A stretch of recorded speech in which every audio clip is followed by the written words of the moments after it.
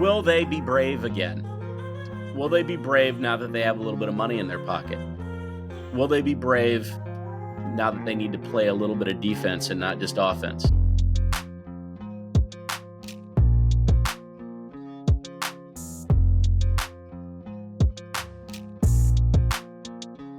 Welcome back to the PokeRadar podcast. Let's go.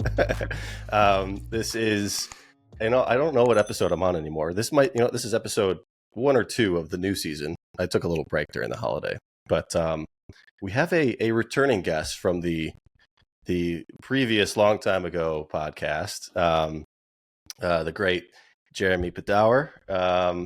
Jeremy, how's it going? Welcome. It's good. It's good. We were just communicating less than philosophically about the Washington-Michigan game last night and your ties to both areas and the fact that you don't know whether to be remorseful, happy. You're sort of like mixed depending on what cell in your body. Yeah. Thankfully, I'm not one of those people that my day gets ruined if my sports team wins or loses. It's just a in the moment thing, or like my whole weekend isn't ruined. So it's not that big of a deal. But yes, I'm confused of how to feel. Let me tell you this.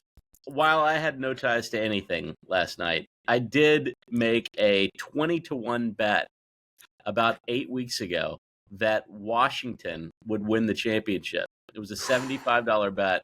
It would have been a $1,500 return, which for me is a very unusual thing. I rarely put real money on any sort of gambling situation, but it felt so right after I saw them beat Oregon. Yeah. So whatever. What can I tell you?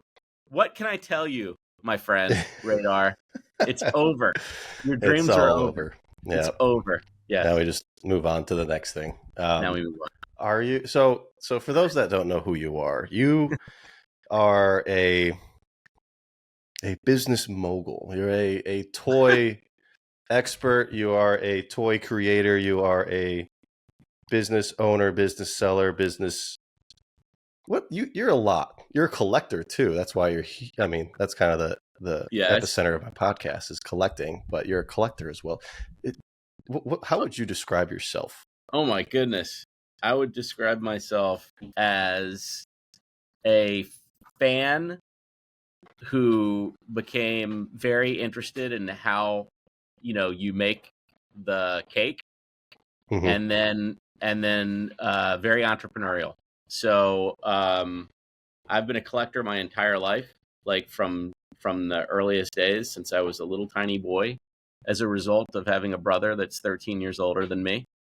I parlayed that into collecting all through my childhood.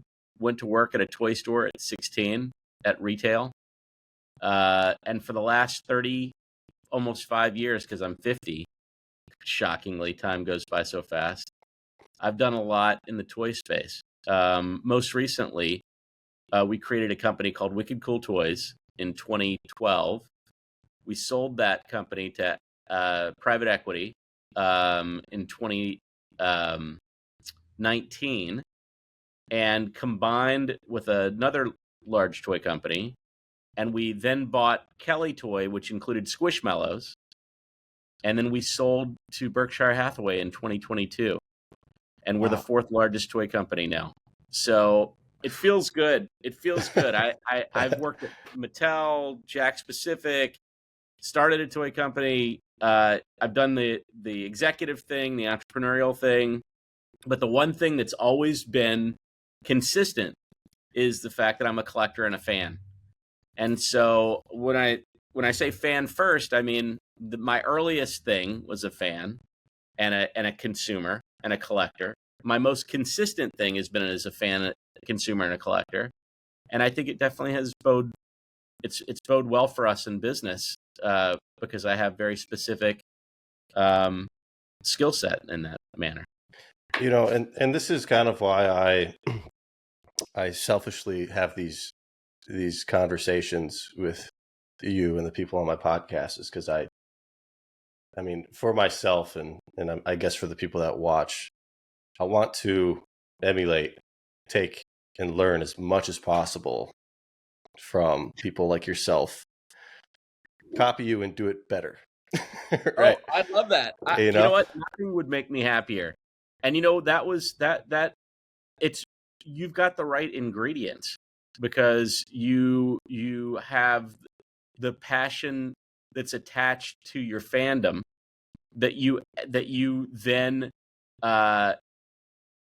leveraged in both broadcasting and with collecting, and you've done one hell of a job on both.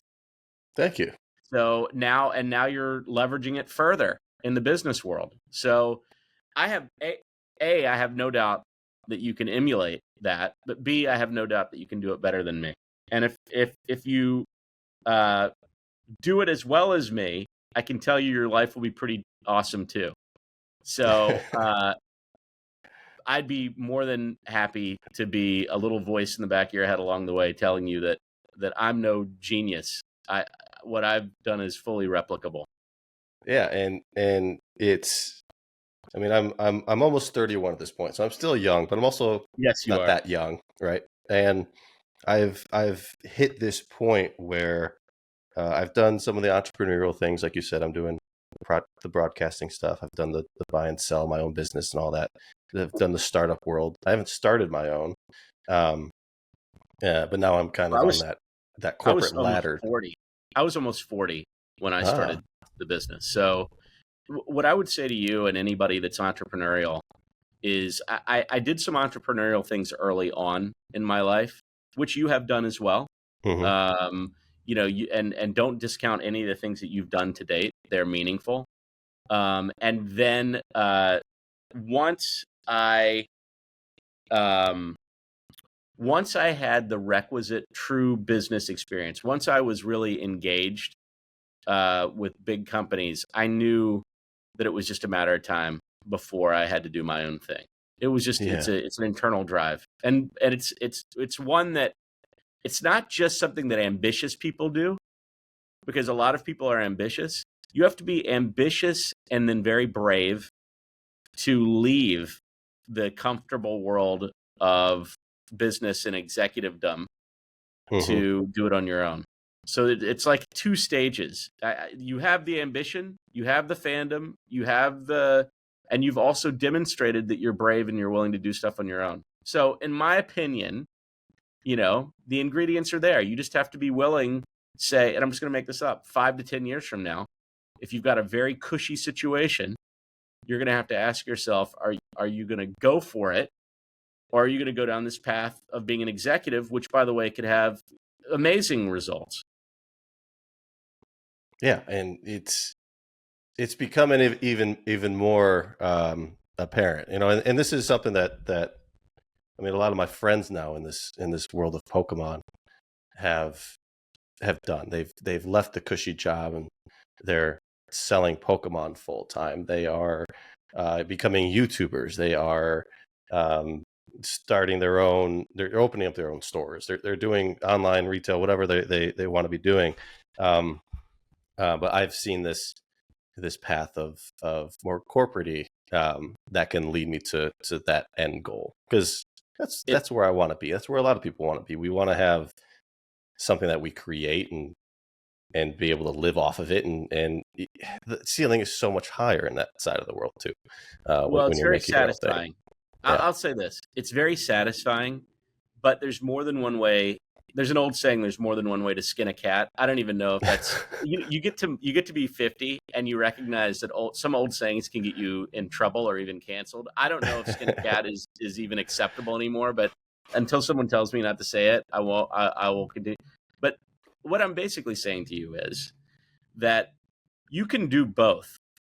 Yeah. There is an interesting path that basically says, I'm going to be an executive, and with that certainty and security within the world of being an executive. But then I'm also going to either invest and be an advisor to other people that are taking that entrepreneurial route, or I'm going to allocate a percentage of my time to developing and driving something new. This was less available when I was younger. It's more available today in the world and the economy that we have now, where you can set up a TikTok shop and you can turn that into some real serious value. You can have businesses that are native to all kinds of social media applications that drive real value. So it used to be, if you didn't go for it, there was no way to create a entrepreneurial business. You had to leave. You had to leave all the security and the safety. And now I think things are a little bit different. It's much more available and friendly to people. But at the end of the day, if you want whatever that is going to be big, you want it to be a real serious contributor where people go, I know that name. You ultimately, you may have to go all in. Yeah. Yeah. And I think that's important to really understand. I mean, we have so many gurus out there these days that talk about the success that they're experiencing now and what you need to do to be at that point, but they don't talk about the steps. And I mean, I've started to talk with a lot of mentors now, who I've thankfully been able to meet, even since coming out to Seattle only 4 months ago, who are a little bit more grounded than the social media mentors, I guess. And yeah, the opportunity is really there, to do both and dip your toes in, take it slow, figure out your path, and then go all in as soon as you feel or see that moment.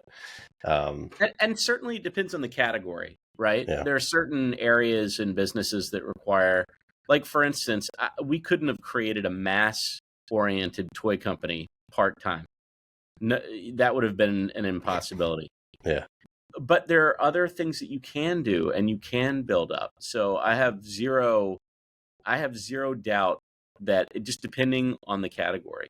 The one trap that I would say that people fall into is the idea of genius and the genius syndrome. And it's sort of a mutual trap. People that have a lot of success, financial success, or maybe they've done something in business that leads you to know them somehow, they tend to be heralded as being brilliant or having some insight that's otherworldly, that's almost unhuman or inhuman. And what I would say is that is only a construct. That's not reality, okay? On the other side of it, you have a lot of people who end up doing very well financially and they become very successful and they see themselves as being different. Like, of course I did this and it's hard. No, and you know what? It's the default is maybe you can't. Let me address both of those things in one big swoop. Generally speaking, people who have had a lot of success are successful because they're resilient. And they are resilient to failure, which they've also had a lot of. So for me, I had many days where there was bad financial outcomes looming. Yeah. Where there were issues that were bigger than life, really. And I was able to compartmentalize. I was able to say, I know that that's true, but what's also true is that my dream is true, and I believe that what we're doing has a lot of value. So I guess what I want you to know and really kind of embrace is that more important than genius and more important than some otherworldly information and knowledge is resilience, followed closely by passion for subject matter. Because without the passion for a subject matter, it doesn't get you through those rainy days. So don't choose something just because it could get you a lot of money. Choose it because there's a financial potential reward and you have a passion for it. Or resilience can't be achieved.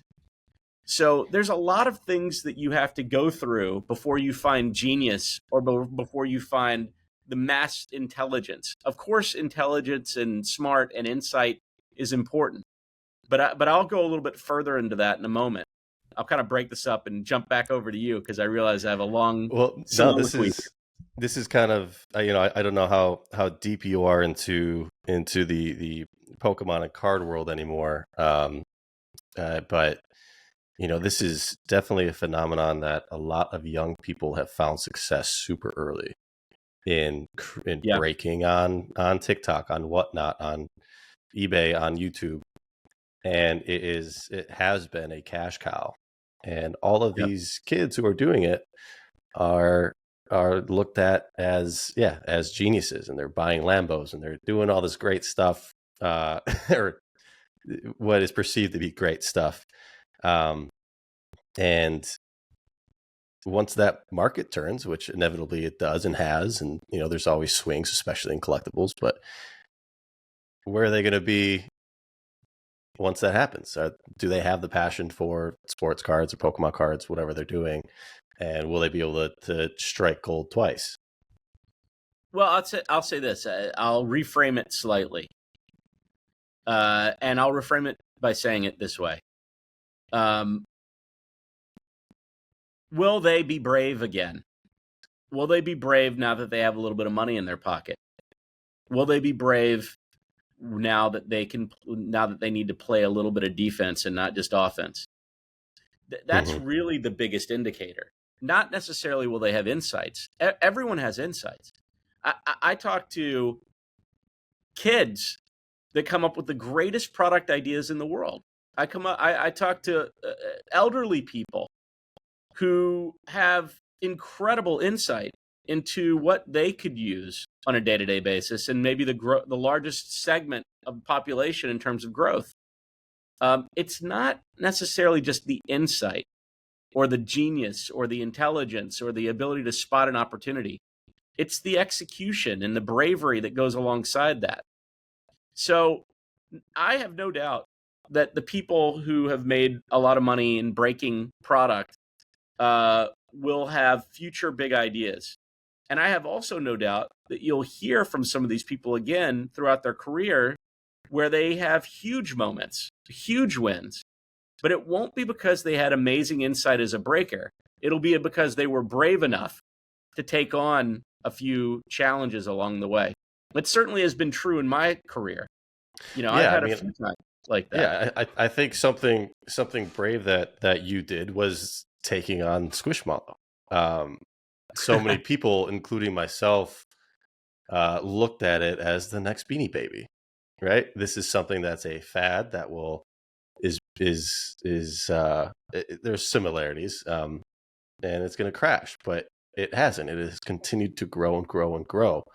What was your feeling? Like, what did you see differently when you were looking at Squishmallow and taking that IP on? So we were acquired in October of 2019, and then together we acquired Squishmallows as a partnership about 5 months later. Okay, so Judd Zabersky, who is the CEO of the larger organization, really had a tremendous amount of insight in terms of this. But I will say that the Squishmallows acquisition, the identification was of a brand that was growing rapidly. Keep in mind, it wasn't huge yet. It was just growing rapidly. It was its own characters at that point, right? There was no collabs with, like we're seeing now at that point, right? Yeah, limited collabs, limited. There were certain characters that were known, but the business was maybe 1/15 of the current size. But it was growing rapidly. Maybe 1/10 of the current size, but it was growing rapidly. And so when you're making an investment like that, you're not making an investment in the next Beanie Babies or the next Squishmallows. You're making an investment because your return on investment is good. You're making it because the price is worth the risk. And so that was an investment where the price was worth the risk. And it opened up a category in plush where we were able to leverage that and then grow into other brands that we've launched recently. But nobody would have ever assumed, okay, that we were going to be able to create the next big phenomenon together. It was just a good business decision. In order to grow the next big phenomenon, I will say strategically, we did make good decisions that turned out to be good decisions. We certainly recognized soon after we bought it that we needed to study and to understand who was buying Squishmallows. And what we found was, and it was like a eureka moment, that it was older consumers. And when we found out that it was older consumers, we did a lot to leverage social media and really engage with older collectors and consumers in terms of the way we developed the line. I would say one thing that we did very well is respect the collector and not over manufacture. Yeah. So whatever the demand is, our supply is always going to be below that demand. That's the greatest way to create longevity. The moment you start oversupplying demand is the moment that you have serious challenges. So whatever the demand was, whatever the amount of money we could make, we always wanted to be below that. We never wanted to be pigs. And therefore, I think that the combination of the right attachments in terms of partners, the right partnerships, not over manufacturing. Again, in and of themselves, none of these things are genius. It's all very practical. In fact, Berkshire Hathaway, who bought us, I would say that Warren Buffett is an incredibly practical person. When you hear Warren Buffett talk, he talks a lot about very fundamental things. And yet they call him an oracle as a result. Now, to me, he's my oracle. Yeah. But he's not superhuman. And I think that that's the key. I mean, I keep coming back to that theme because I really do want to influence not just yourself, but other people who are younger than me, and maybe some people my age and older too. Hey, don't give up, keep going.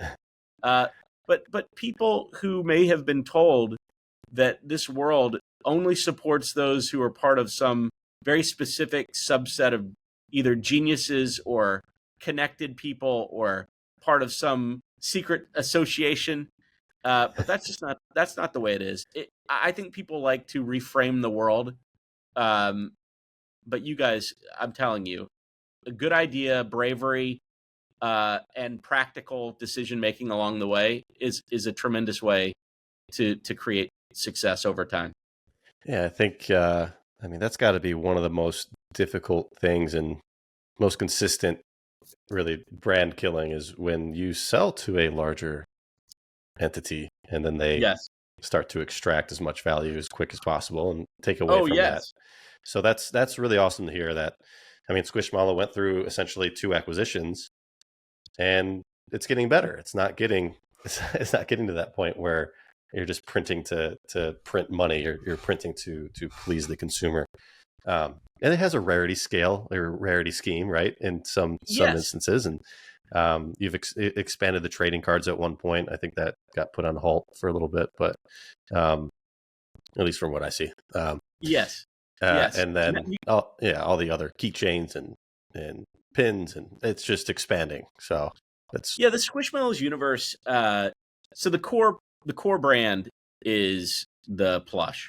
But we also have some wonderful licensing partners. I believe we have over 100 licensing partners now that are in all the different types of categories: footwear, bedding, you name it.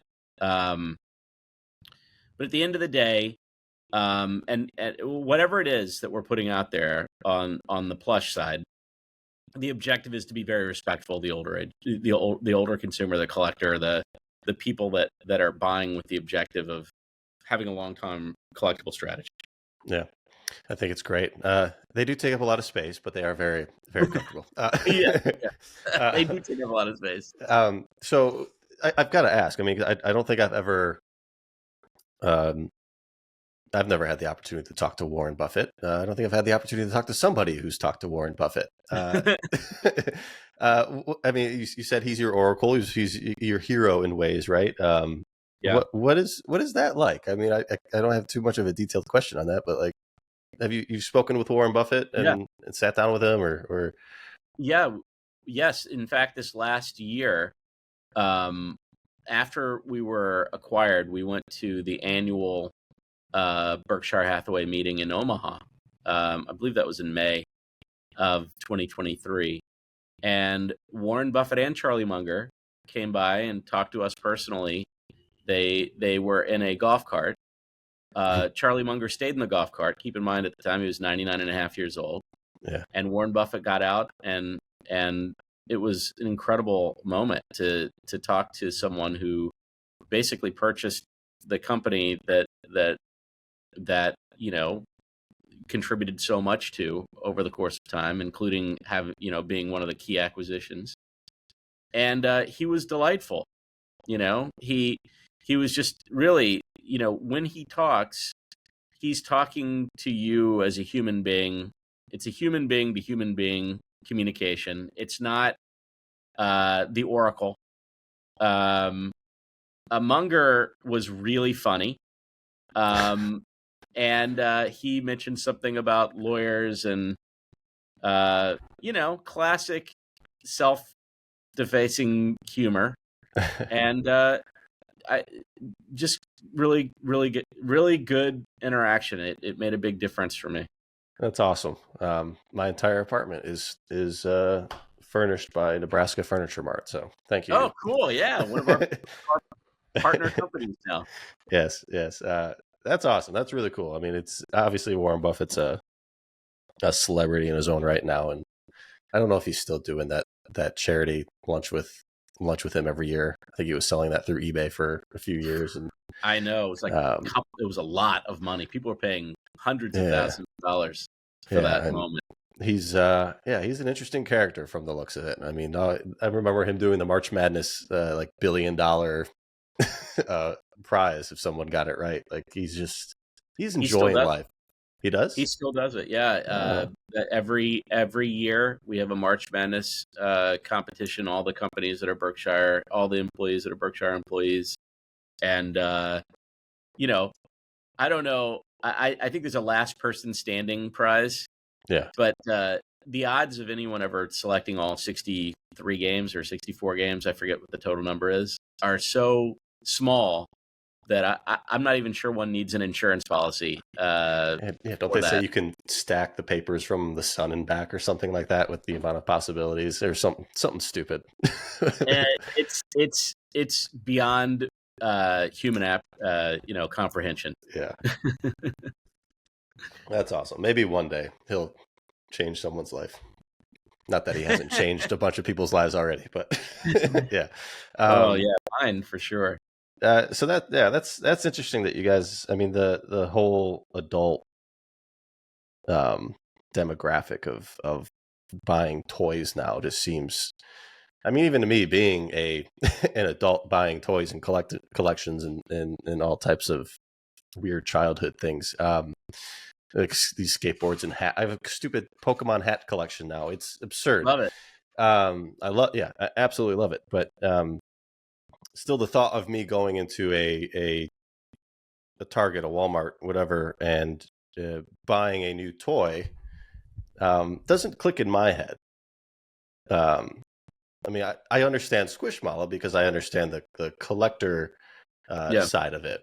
But when I go in and look at a Pokemon action figure, or what you guys also have work with, Roblox and Fortnite and a whole bunch of other awesome brands, it's hard for me to look at that and want to buy it for a collection piece. What are you doing on that? I know maybe with wrestling, I've seen some, which you are very passionate about. I've seen more of a collector incentive behind those action figures. But when it comes to the bigger brands, that doesn't click for me. I think it's totally fair. I think it's person to person. I think some people want to display product to show their fandom. So they'll have, in a Zoom. Now, right now, I've got a very simple background. It's my whiteboard. I'm writing on it because I do a lot of teaching at work. I like to communicate visually. I'm a big visual communicator. But if I was sitting, in my home office, you'd see an array of product behind me that shows my fandom. I think there's a large number of people that collect not necessarily for any sort of secondary market value or appreciation, but they like to have things that are interesting and rare. It's part of their fandom, it's part of their personal story, it's the way they connect to a community. There are other collectors that like to collect things for the rarity and the scarcity and the secondary market value attached. Those collectors generally like to have things that are limited edition, or they, in some reason, way, shape, or form, the demand was significantly higher than the supply. So even if it's not scarce, it's scarce versus the supply chain opportunity. What we tend to do is we tend to make mass market items, but then we have like treasure hunts inside those items where we'll do limited edition chaser type opportunities that engage with collectors who are looking for secondary market value. But it's also something that fans that are day-to-day, everyday fans that just want to show their fandom also like to collect the broader world. So whether there is secondary market value or not, we're still playing to the sensibilities of the collector with great authenticity and great detail and sculpt and all of those things. But in addition, there's also a lot of kids that like to play. And there's a subset of adults that like to play too and really engage in their imagination. But I guess what I'm trying to tell you is there's a large array of consumers that are out there, and playing to all of them in the mass market means that you have to do a lot of things simultaneously. Interesting stat.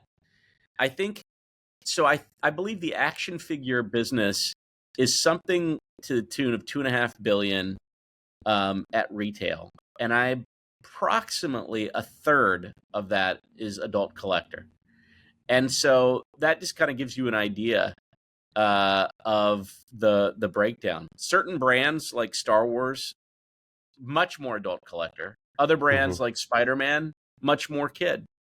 So it depends where you are and what brand you're talking about. And this is just, 10 years of me adapting and creating my own rich taste of collectibles that has gone way out of my my price, what I can actually afford, but thankfully got in at good times.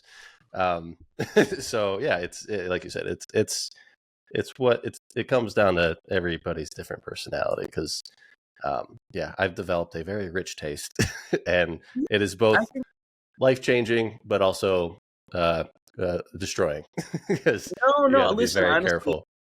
I think that I'm someone that diversifies my investment portfolio into the world of collectibles.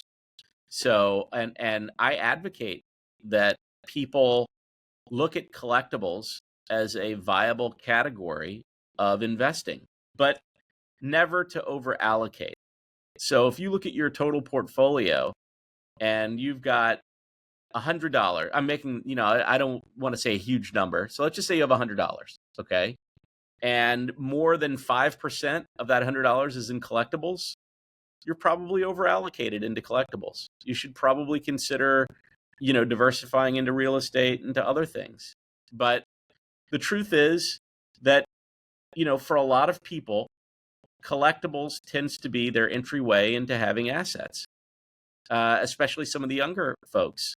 And, we all learn over the course of life, one way or the other, we all learn that portfolios and diversification of portfolios, and that's one of Warren Buffett's primary principles, is diversify.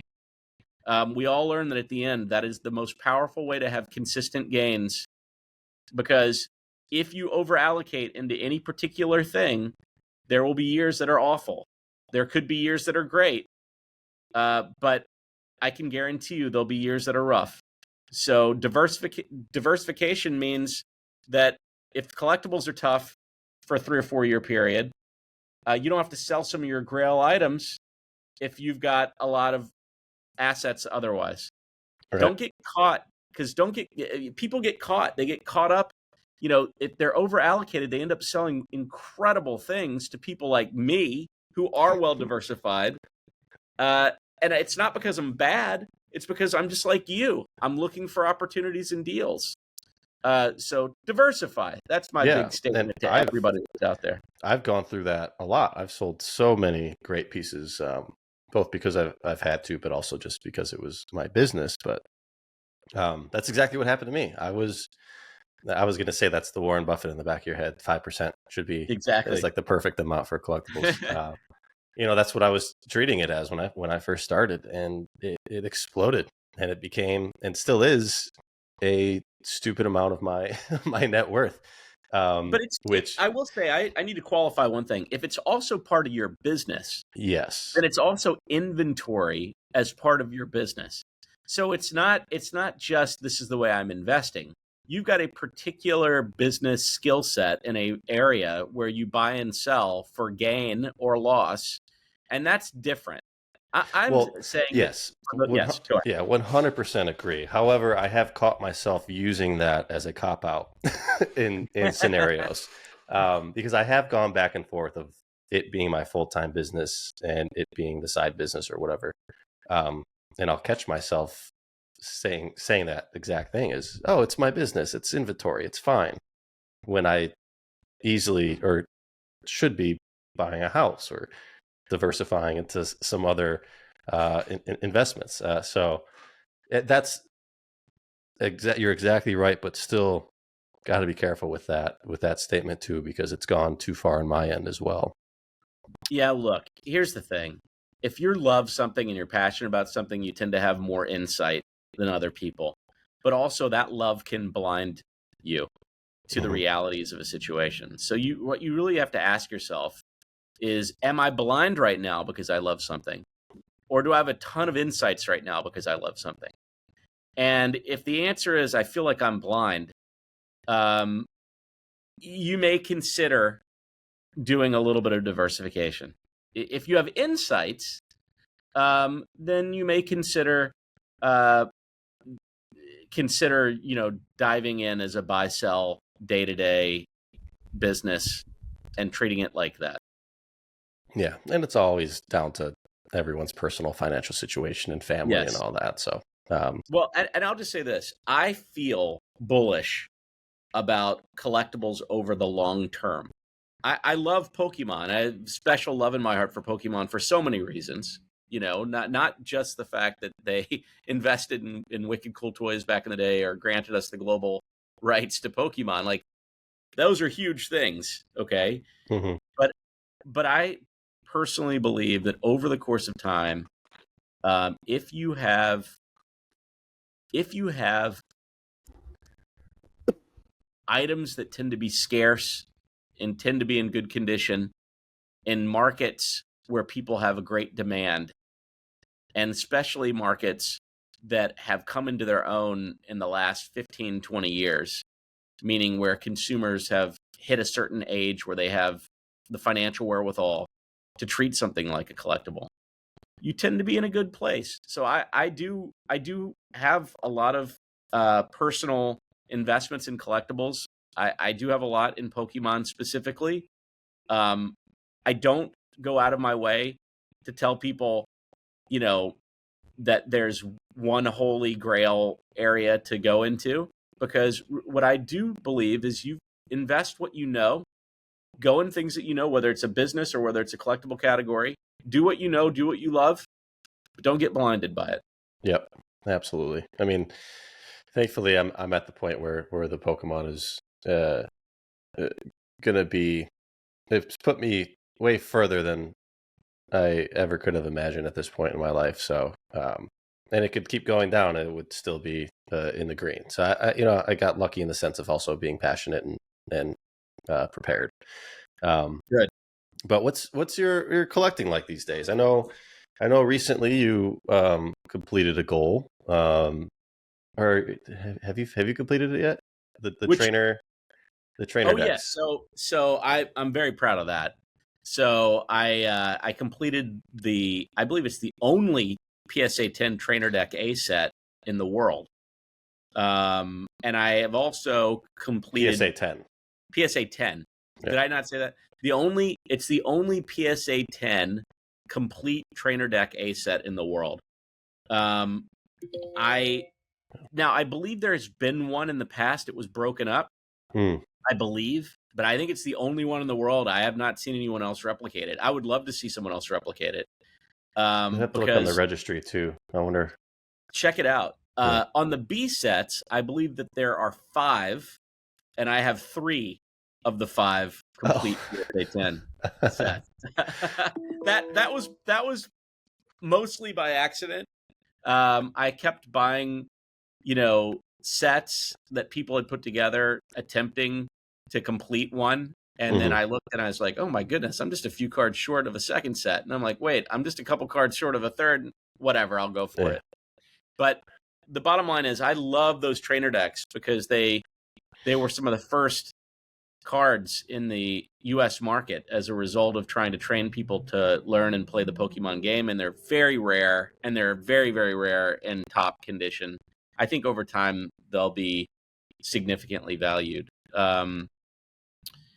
But recently I've also been collecting like animated cells. I've purchased a lot of Pokemon animated cells from the original seasons. I managed to get my hands on a 90 consecutive hand-drawn from OEM art pieces that you could actually create an animation from. It's wild. I'll have to send it to you so you can see it. Yes. Yeah, I'd love to see that. I finally I have one Pokemon one finally. It's one of and there's all the different steps and levels of these animated cells. This is a final production cell, which is great. And then cool. I've got a few Dragon Ball Z ones. Not many though. Oh, nice. I picked up on these super early on, but just did not go deep enough into it. There's a few people that have amazing collections. Oh, really? I love it.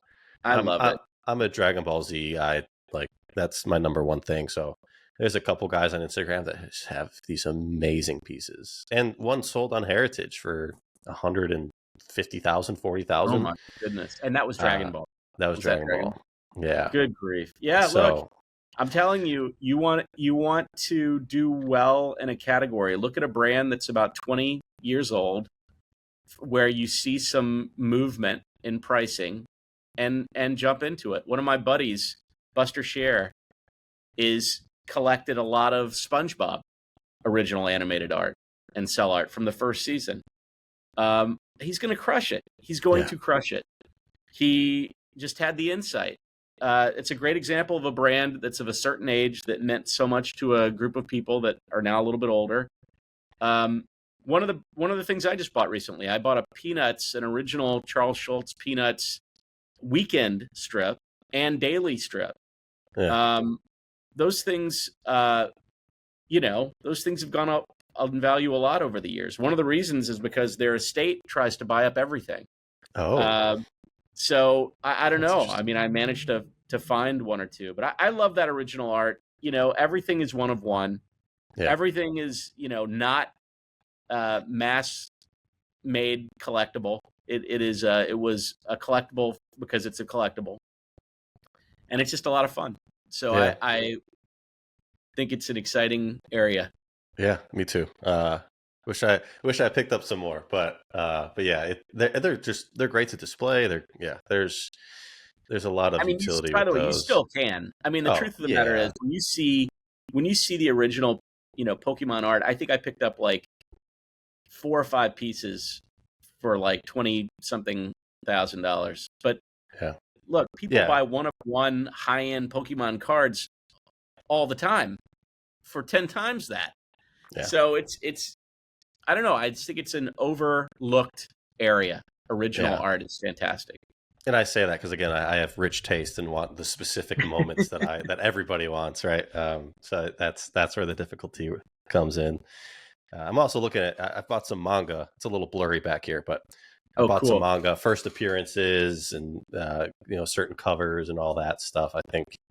I think Beckett's grading comic book or a manga and Japanese comics now, and nice. I'm sure CGC will pick up on it at some point. They haven't already.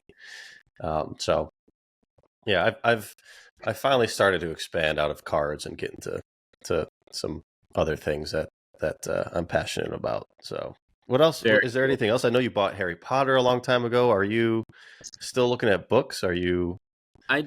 I'm always open to a good first edition, first print book. The Harry Potter book was one that I bought very publicly. Yeah.